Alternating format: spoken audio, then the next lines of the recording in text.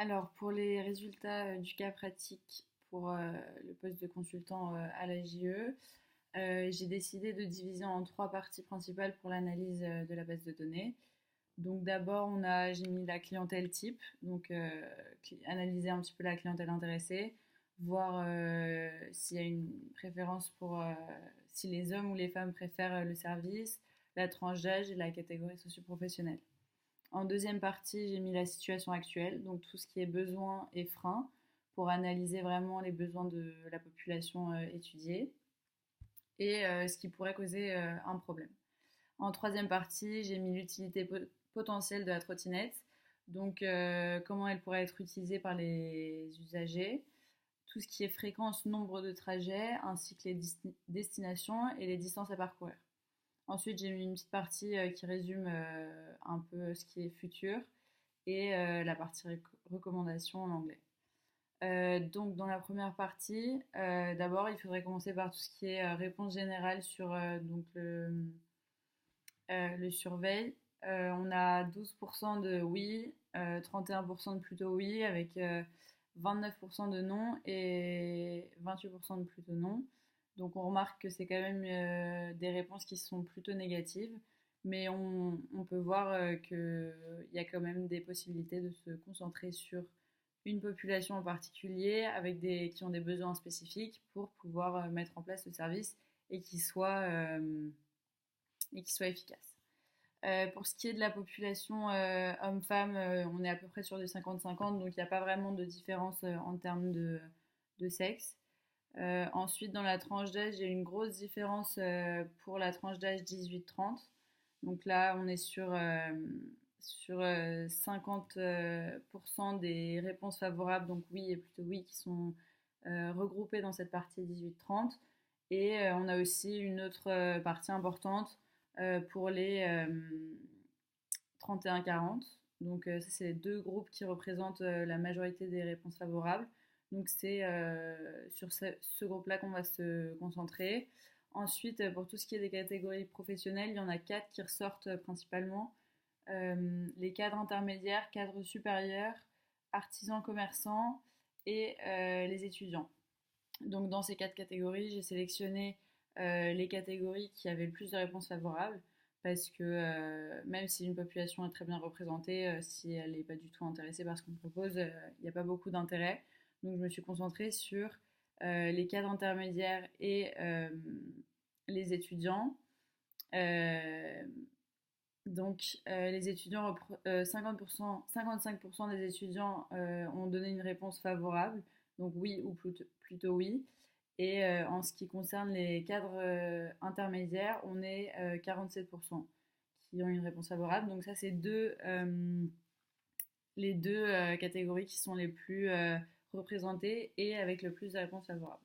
Donc ça, c'est pour la présentation de la population type. Donc on est sur hommes et femmes euh, qui appartiennent à la tranche d'âge 18-40 ans et qui font plutôt partie de la catégorie socio-professionnelle, euh, cadre intermédiaire et étudiant. Ensuite, dans la deuxième partie, du coup, j'ai analysé la situation actuelle, donc les besoins et les freins, qui commencent par les moyens de transport qui sont actuellement utilisés. Donc on remarque que ce qui est assez flagrant, c'est que la plus grande partie des personnes qui ont refusé le service, enfin qui ne sont pas intéressées, elles utilisent pour 75% des transports en commun. Donc c'est la catégorie autre, mais on a remarqué qu'avec les réponses qui étaient données, autres, ça représentait généralement les transports en commun. Donc les personnes qui utilisent beaucoup les transports en commun ne sont pas forcément intéressées par le service de trottinette électrique à Rueil-Malmaison. En revanche, toutes les personnes qui ont répondu oui ou qui ont donné une réponse favorable sont des personnes qui utilisent principalement la voiture. Donc, on pense qu'ils seront prêts à substituer la voiture contre une trottinette électrique, ce qui est aussi beaucoup plus écologique, donc dans l'air du temps. Ensuite, pour tout ce qui est de la perception du risque pour les utilisateurs, on a remarqué que toutes les personnes qui ont répondu favorable ne percevaient pas de risque à proprement parler. Donc on est sur des résultats qui sont assez bas, entre 6 et 8% de risque perçu pour les personnes qui ont répondu favorable. Et pour ceux qui ont répondu pas favorable, évidemment, c'est un peu plus élevé, mais on ne peut pas dire que ça représente la raison principale pour laquelle les gens n'ont pas été favorables, parce qu'on est sur du 25% qui pensent que cela peut mettre en danger, donc c'est un quart. Donc c'est pas représentatif.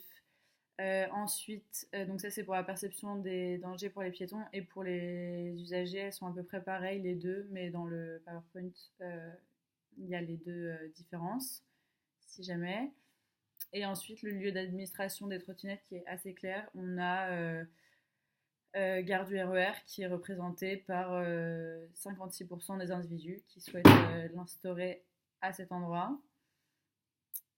Ensuite, pour l'autre, la dernière partie, j'ai étudié les fréquences, donc nombre de trajets envisagés et besoins actuels, qui sont compris entre 1 et 5 pour les nombres de trajets envisagés. Et pour les besoins actuels, on est plutôt sur entre 2 et 4 trajets actuels par semaine. Donc 2 et 4 par semaine, et entre 2 et 4 aussi le week-end. Donc ça représente à peu près une, une demande qui correspond avec le nombre d'utilisations que les utilisateurs feraient de la trottinette.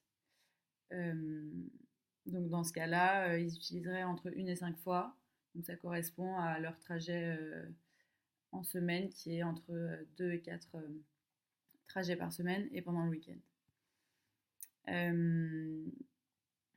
Ensuite, j'ai regardé un petit peu les destinations, aussi pour voir si les catégories socio-professionnelles avaient une influence sur les destinations.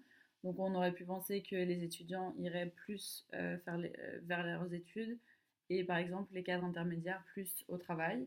C'est vrai qu'il y a une influence, donc c'est généralement corrélé. Donc les étudiants ont un score plus élevé pour aller rejoindre leur lieu d'études, et les cadres aussi pour leur lieu de travail. En revanche, il y a quand même deux destinations qui ressortent plus, c'est loisirs et autres. Donc, autres, on peut estimer que c'est tout ce qui est petit voyage pour aller à un rendez-vous, pour aller chez un ami, faire des courses, ou tous ces exemples, tous d'autres exemples aussi. Donc, euh, on est sur oui, voilà, loisirs et autres en destination, et corrélé mais pas représentatif en ce qui concerne la relation entre les catégories socio-professionnelles et les destinations. Ensuite, la dernière partie, c'est les distances, donc ce qui est assez important pour pouvoir calculer la zone autour de du coup, la gare de Rueil-Malmaison, afin de pouvoir voir où placer les différentes bornes de trottinettes, et voir comment les gens peuvent accéder de différents endroits à un endroit qui est assez stratégique. Donc on a 75% des personnes qui ont besoin de trottinettes pour un trajet qui va de 1 à 4 km, avec le premier quartile qui se situe dans le premier kilomètre. Donc 115 personnes sur 399 veulent utiliser les trottinettes pour faire 1 km. Donc c'est assez court comme trajet, ce qui est assez pratique aussi parce que ça peut réduire les possibilités de placer les trottinettes à différents endroits dans la ville. Du coup, ça rend plus facile d'installer un endroit qui pourrait satisfaire plus de personnes. Donc généralement, on est sur entre 1 et 4 km. Après, c'est pas représentatif parce que c'est inférieur à 10% de la population. Pour tout ce qui est compris entre 5 et 8. Donc c'est moins important. Et du coup, pour conclure, il y a 90% des personnes qui pensent que la trottinette électrique est prometteuse pour le futur, comme transport pour le futur. Donc ça montre que les personnes pensent quand même que ça va s'installer en ville, et peut-être dans d'autres villes également. Donc ce sera la possibilité pour eux de l'avoir et de faire changer sûrement d'avis les personnes qui n'étaient pas favorables de base, euh, à la base. Et donc voilà, pour résumer, on est sur une population qui est entre 18 et 40 ans, euh, hommes et femmes, plutôt étudiants et dans les catégories socioprofessionnelles cadres intermédiaires, avec une population qui souhaite voyager entre 1 et 5 fois par semaine, pardon, euh, avec des voyages actuels de 2 à 4 fois par semaine, et euh, dans un rayon de 1 à 4 km pour l'instant, avec toujours une préférence pour la garderie et Malmaison, et suivi de près par les parkings des écoles et des lieux de travail, donc ce qui correspond tout à fait à la population étudiée. La population étudiée qui est en faveur de ce service.